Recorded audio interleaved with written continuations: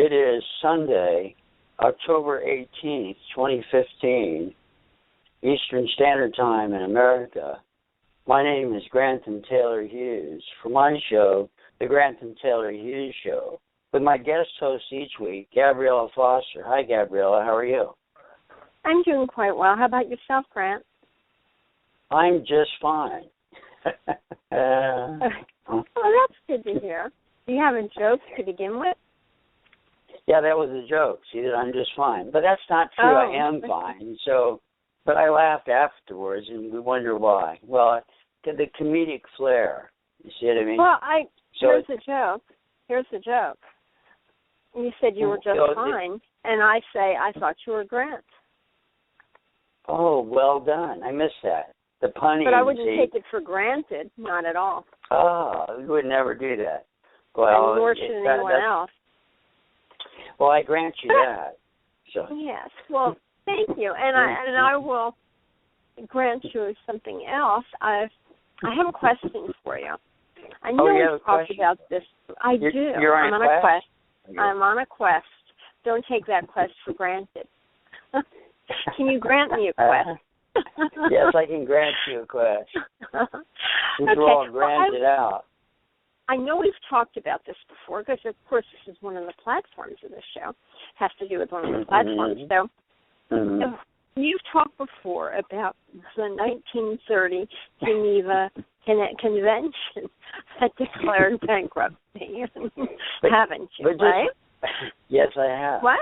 Okay, good. Yes, what I'd like to possibly some people who haven't been listening before, maybe this is the first time they're lining to the show, and maybe those that means who haven't you're not paying attention. You're right. That want to pay attention. Might want to know what the significance of that is. Could you delve into that in a way that wouldn't take it for granted? So, just to let everybody know, we did not set that up, not one iota, right? We didn't. I said I wouldn't editorialize by the fact that I put you up to asking that question. No, not one bit. Is that why? That means we're topic driven on this show. We try to get on the subject. We're topic non-driven on this show. That's correct. That's right. We make every effort to be on the subject. Right. So don't take for granted these topics. Oh gosh. Well, see, and they say, why do they laugh so much about a serious subject? Well, it isn't. It isn't. I mean, it is a joke in a way. I mean, how they ended up bankrupting things because of really just one word, the difference between a note and a certificate, and then you bankrupt the whole world. That is sort of a joke, wouldn't you say? Kind of weird, but might you talk about that significance and why it came to be and how it changed the world? Oh, well, the real problem was that at the time, because they didn't really know that distinction, and they were deciding to they didn't know how to make to remove the specie currency and not bankrupt everything. They didn't understand the fix that I had to create about 75 years later, meaning that they didn't know how to, again, remove the specie and then back it by another certificate and contract sequence. Now, that sounds complex, and it is relatively, but in fact, it's not, because if you have they created the Federal Reserve note, and all you need to have is to certify it with a document behind it, which should have been a silver certificate. And when they took those out of circulation, they could have kept them in the banks as redeemable currency, but they weren't thinking that through. See, I mean, they weren't thinking about the significance of the certificate, which amazes me, because to me it's very simple. But then if you get into that, it's a matter of timing and urgency. And sometimes in that process, decisions are made without looking at all the details. In other words, you have to make a quick decision because you got the world circumstances on hand. You know, you got starving people, you've got budgetary requirements, people need to be paid, and all that business, you see what I mean? So it does get into serious situations if you can't make proper decisions. At that time, they left out a significant variable, and they had to bankrupt everything in the process. All right, but having said all that, you see, the issue is that can we retain a solvency? And that came up a couple of years ago in a think tank discussion with some people in the UK in reference to why can't we gain solvency. And what I've tried to explain is because we've got a problem with math, and I would say that a lot, and I think there are a handful of people that understand it. My physicist teacher, my professor in college, understood it, but there are very few people that really can comprehend the fact that math just doesn't work. And when I say that, the mathematicians are up in arms and very upset, but then if you get down to cases and you really converse about the whole subject matter, when you really talk about it, you can see that it is impossible to collectively get things accurate. You can do it individually. In other words, I can do 1 + 1 is 2. I can do that. It may not be correct. And then to push into that realm of it's really idiocy and strange, you said weird too, because everybody would agree that 1 and 1 is 2, and we use that as an analogy sometimes for simplicity. But I'm trying to say if I do it and 50 other people do it, we'll probably get a different answer. And I say probably because then you got probability theory and math. You see what I mean? Because you don't really have a certain outcome. And that gets into the physicists and a lot of people aware of the fact that we have degrees of uncertainty, and actually everything is uncertain in an uncertain world. I guess I use the word 3 times within a course of about 6 words. All right. So having said all that, the retention of a bankruptcy remains because the fix that we have, I say we have the way to fix it, but can we implement it? And then my statement of that would be probably 98% chance of not doing it. And then you say, well, if there's only a 2% chance that really it's the majority considered statistically. All right, or just the fact remains that it's impossible. And that's what I mean. See, so are we stuck in the situation that we are? Perhaps. I don't know, because a lot of my discussion at the very beginning of our shows many years ago, we were talking about the fact that I hadn't implemented the fix, and that perhaps that I could, but then on further reflection, it's not possible. And right at this point, I mean, I don't have a construct to do that, to be able to sort it through. It just doesn't exist because we've got the problem with mathematics. You see, so is that stimulating any question for you in terms of that? Would you like to ask a question? Well, how long do you think it took to take the certified paper, the certified silver paper? What is the term I'm looking for? The silver certificate. How long do you think it took to actually take that out of circulation once they decided to do it? Wasn't it over a course of many years? Yeah, it took about, I think the last certificate came out of circulation officially. Well, there were still the same things lingering afterwards. It may even still be today. But really the bulk of it and the high percentage of it is about 30 years later. I think 1960, early 60s, is when they really got the majority out of the marketplace. So it took a long time to get it out of circulation, okay, in terms of right. But now silver certificates are commodities, and they trade them in philatelics. I mean, that's numismatics is money trading in terms of stamp collecting and money collecting. It's called numismatics. So silver certificates are used that way nowadays in terms of buying and selling them as the commodity that they become, the rare commodity. And then you have to market it and sell it, and you get into a numismatic merchant type thing.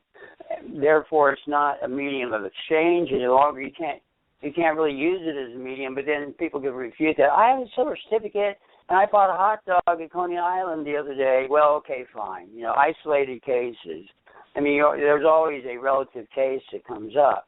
But the whole point to that is that we are pretty much stuck with the bankruptcy because the issue, as I said before, a lot of people discuss online, and there's a lot of discussions about, and they have these periodic bankruptcies about every 70 years, cyclical type bankruptcies, but I don't get concerned about that because we're still stuck on this Federal Reserve note that we have been since 1930. So that's why I use the Geneva Convention to target a beginning time and a mindset for people to say, where can we begin to see the problems that we have today? You see, instead of making it too complex, and I think they do make it too complex so that you can't really decipher a fix. And so when I gleaned that in the early part of this millennium, in about 2004, when I came up with a fix, again, it's a theoretical basis, but it's still a knowledge, it's still a thesis. There's a basis for practicality. Before that, we didn't have that. It was like a dark age for 75 years because we really didn't have a concept for it. See, without a concept, you're in no man's land. Would you agree with that? You're a great loss if you don't have a concept. Do you agree with that? Sure. You have to have a concept. How else do you accomplish anything? Right, absolutely. And that's the issue. We didn't have a conceptual construct to sort out the problem. All right, and then I'm always saying, with a little knowledge, sometimes people are satisfied with that, but they're anxious. There's anxiety over the fact of not knowing, not having knowledge, and people are concerned with that. So when you get a thesis, people are greatly relieved with it. But then they say, well, can we get to implementation, which should be logos? You're talking about synthesis, okay? Synthesis would be pure implementation. So just on a pure philosophical discussion or intellectual discussion, can you ever get to synthesis in anything? Well, now, let me ask you, you think you can? Can you ever get to logo? I mean, it's kind of a trick question. So I'm not meaning to set you up, but I'm asking you a question. Do you ever think we can get to synthesis in any sort of from an antithetical world? Do you think you can? Well, you're asking the question and giving me the answer at the same time, right? I am. If I am, go ahead. Go ahead. Well, you always say you can't ask a question if you don't have the answer, right? I mean, you're giving me the answer. It's an antithetical world. So how can anybody, if you're lucky if you get two people to agree at one point, so how are you going to achieve synthesis?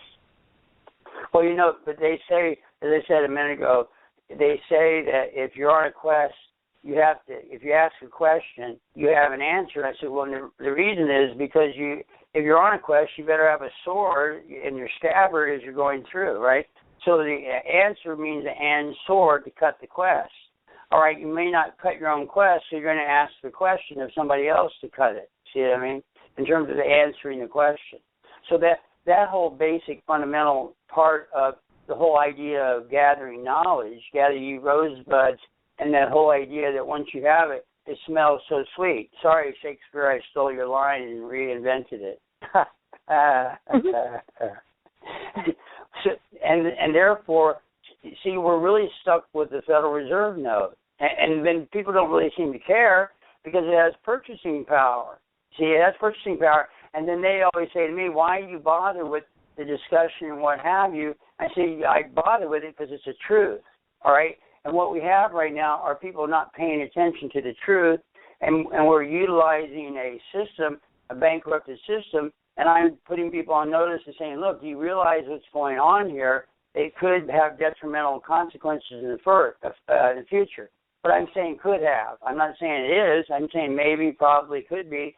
So I'm just saying the more truth you can get, you can put things on more solid or equilibrium ground in terms of the way it was supposed to be. We were supposed to have banking equilibrium, and we still could if people would do approximate math. I mean, that's what Andrew Wiles was talking about in 2002 when he did the proof for the Fermat's last theorem. It was a 200-page thesis in proving that ellipses could not be measured or proved, completely proved. All right. So that's why that 200-page thesis existed was to prove you couldn't measure a circle really, because an ellipse is just a stretched out circle. So I've always said that for a long time, even before then, that circles can't be measured. But he wrote it in a math proof because now you put it on paper. So the whole idea, my question to you was, can a logo or can we create synthesis in an antithetical world? Well, you can theoretically because I just said it. See, if I'm posing the theory, then that's a possibility theoretically.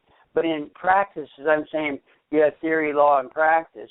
And in practice, can that happen? Well, we haven't proved that yet. See, we haven't proved it. And my proof of it would be the idea of, again, bankers allowing approximate math. In other words, they don't have to get down to the penny in measuring.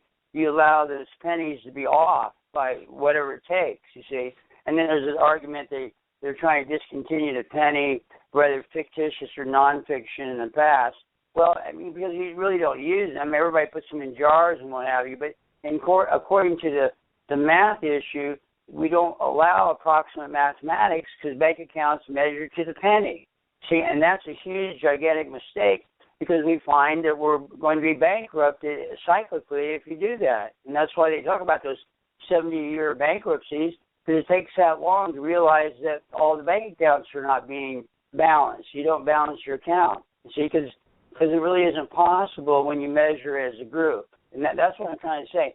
Math, again, is not a collective science, it's an individual science.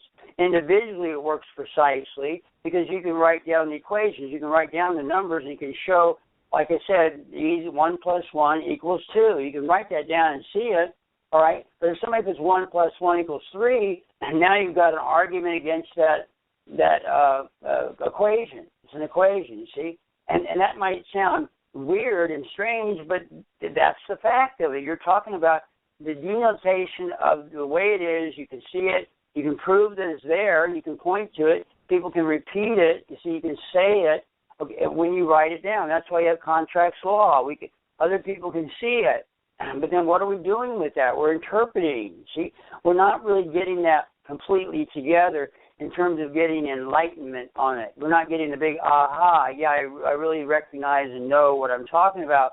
With that, I can feel it, I understand it, I know it, I'm confident that that's the way it is. See, and that's the real issue. Like you were saying before, that in terms of misinterpretation or interpretation of something that is, anybody's interpreting. See, and that is the real issue. That's hard to explain because it goes into philosophical issues. See, I mean, it slides over into that world, and then you really can't get a fix pretty much on anything. That's why philosophers are denigrated most of the time, and they're picked on by the mathematician, if you will, or people that think in the right-left brain type thing, and they always think there's solid matter and all that, which I don't disagree, because you can trip and fall, and you can feel it. You can feel pain and things, and those are very real. So I'm not taking away from the empirical world to make it enigmatic, make it just a complete mystery, because it's foolish to do that. We disrespect our physicality. It's foolish. Like you can't, like there's people that were doing LSD trips in the past or whatever they're doing on drugs, and they jump off high buildings and think they can fly. Okay, you know, that just gets weird. See, like we were saying before, when it becomes strange that you wouldn't really want to even discuss it because somebody's going to condemn the whole thing, I'm okay with that. You know, I back off from strange things, albeit sometimes people want to talk about those things. You can do it, but then where's the proof in all of it? See, the whole bankruptcy is strange, okay, because it's not supposed to be that way. Well, why can't we get equilibrium? Well, mainly because it's a low economic cycle. The monetary system is the lowest cycle in the economic curve. And people say, well, I thought it was a really wonderful process. It's not. See, and people don't study empirical economics. You see, or political economics, they don't really like to do it because they're bored with that whole thing. But I've always made it exciting because it's important when you get to the truth in the matter. Like what we talk about here, I think it's very stimulating because, but the irony is, can we get there? Probably not. You see, and that's silly, right? Wouldn't you agree? I mean, why do I bother if we really can't get there? But again, we're getting closer. Well, but I think it's closer to the truth than what we have. You see what I mean? We've got a load of rubbish out there, and people are confused or upset because they're not trying to pursue the truth. You see? Is it pursuit of happiness? No, be happy and pursue the truth, in my opinion. But we have to pursue the truth, because if we don't, we're going to fall back into a lot of negativity and falsehood. Yeah, that's my opinion. What do you think about that in terms of pursuing the truth? I'll make it simple. Yeah, I'm all for pursuing the truth. I think we should always pursue the truth, because what's the point of living if you're going to live a life of falsehoods? That's right, ridiculous. Exactly. That creates nothing but havoc and unhappiness. Correct. So that means that if you're a casuist, if you're just babbling to hear yourself and think you're intellectual and intelligent, but you're in a circle jerk of nowhere land, if you're not getting to high points, or they say bullseyes and things of that nature, I mean, if you hit a target with a bullseye, it doesn't mean you can't do it again. You see what I mean? It doesn't mean you have to end all in like they do the world champion, and then there was a player years ago, Dwayne Thomas, who played for the Dallas Cowboys. He said, if it's world champions, why do you play it every year, right? If it's just one world champion, that's it. But they do it, you know what I mean? I thought it was very shrewd by him. Of course, he was quite the iconoclast, too. They couldn't get him to go in team meetings. I remember when I used to do that, too. You sit and hang out with 40 sweaty bodies, and they're all guys. Gross. But anyway, that's like politically incorrect, right? Yeah, I suppose. And then what are they talking about? Well, okay, they run the play over and over again. Well, okay, and that was Vince Lombardi. His theory was you run the play over and over again until somebody stops it. And it was real simple stuff. If you're running the same hole and they don't stop the play, keep running it, you know, and that's what he did. It was just so simple, and he was very successful with that whole concept because it was a simple concept. And just like the fix for the bankruptcy is simple, but can we do it?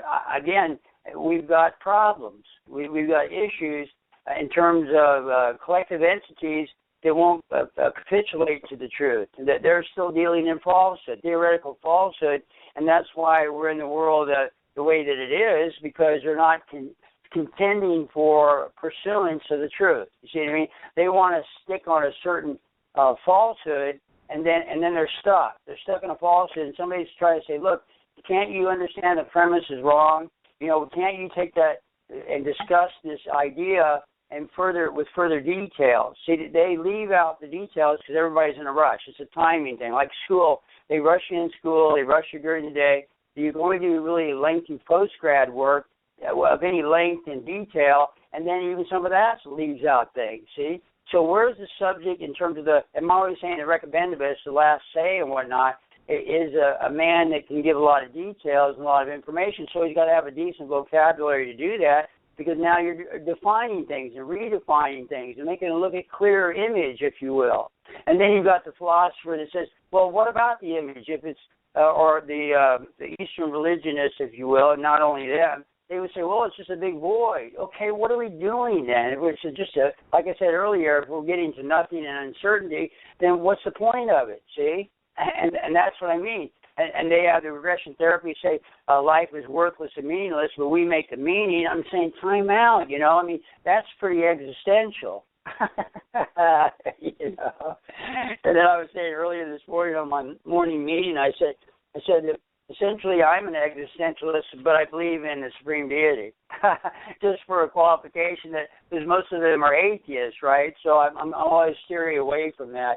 But I thought existentialist that believes in God, right? So did you go ahead and make a comment? We're down to the last few minutes. I really burned up the time tonight. Go ahead. Yeah, well, I think you did a show tonight. I enjoyed it. And, well, let me see. I don't know if I have any comments, but I would like to say that I'm not an existentialist. If anybody cares, probably nobody does. And although I do see their points of view, I do understand their point of view. Yes. Well, I mean, what is existentialism, really? I call it antithetical individualism. In other words, it's sort of fashionable pessimism. You see what I mean? Because they consider that you do your level best to achieve something, but what's the point if there's no afterlife? You see what I mean? They always say that Nietzsche and Watson and Sartre were all talking about. So is an existentialist the same thing as an atheist? Oh, I don't know if it's always the same thing, but it's my understanding that most of them, they'll probably get emails on this. My understanding that they're generally atheists. See what I mean? In other words, you're supposed to do your level best to achieve in a lifetime, and then there's nothing afterwards. So it's sort of like, but most of them are very depressive characters. That's why I said fashionable pessimism is really what existentialism is about. There are a lot of very intellectual people, but they really don't, it's a circular argument. There's really no synthesis in it. There's not a dialectic that is achievable. You see, so they get into this uncertainty thing, and then they really are concerned and lost. It's sort of a loss issue. See, and that's really the issue. See, so they get depressed characters. Like, I think Sartre wasn't a very happy person, but he wrote that tome, Being and Nothingness, which I read a few times. It's very powerful and intelligently done. But you see, that's that logic trap again, I keep saying. I mean, you can be clever and twist words around and make it sound wonderful, but where is the substance to it in reality? Is the substance in the theory, which is antithetical in terms of the logic pattern, the antithesis of the whole thing, you see, which doesn't really get to a conclusion because the mathematicians hold that out. And then I'm saying, well, you guys aren't giving enough detail as well. So there's a trap there, the trap of logic. And I'm trying to say, well, the only way you can get out of that is to hire Sanskrit, and I won't bother people with that, or like the Pentecostals do the speaking in tongues and whatnot. And they say, yeah, but we can't understand that. See, and then they do that stand under business in those particular realms, and they coined that phrase that I had an Indian guide that said, well, we could do overstand. And then when I came back to America, people were using that term, but not lengthy. I mean, people rarely, I never hear people say, do you overstand that? You know, I said, no, I understand it, but I don't overstand it. So, well, you're going to stand under that information. I said, I suppose I will. Because I'd rather understand it than to overstand it, right? But I'd have to be pretty tall to stand over it, right? That's right. You have to be. Unless it's on the ground, of course. What's that? Yes. No, I'm agreeing with you. Oh, thank you. I understand I'm good. Well, we're down to the last couple of minutes, but, you know, I have to fill in about a minute's worth of jargon here. And like I said, we didn't get into a lot of the planks of the convention, but I did talk about the fact that they did it because they couldn't really, it was a quick decision, in my opinion. They didn't really think it through well enough to be able to not have to bankrupt things. But I wasn't here in 1930, so it's one of these things where after the fact, and you analyze it afterwards to see what's going on with it. But like I said, the idea of the fix is very important theoretically. Okay, in other words, you have the knowledge. We're not in the dark ages, everybody. So that's a very good thing because we do have the knowledge. Maybe it's a minority, but it still exists. Before, and then it's like the revelation of articulating the fix, which I think is important in a state of consciousness, I'll say. Okay, we're getting down to the last minute. I want to thank you for being on the show this week, Gabriella. As usual, I appreciate the few years that you've been with me. You know, I really think it's great, and people really like us together because of our idle banter, right? Well, I grant them a thank you for that. I guess we're going to wear that one out for this show, right? Hopefully we won't do that anymore next week. We'll come up with something new for the next show. Yeah, we always come up with something unique, I think, each week. And it's a lot of fun to do this with an ironically serious subject, right? That's exactly right. So I got to kill about 10 seconds. You got to do a dance or sing a song, and don't lose your day job, right? They say when you start singing and nobody really likes it. But what if they really like it? Then you want to keep your day job? Well, if you keep it, you don't want to lose it, right?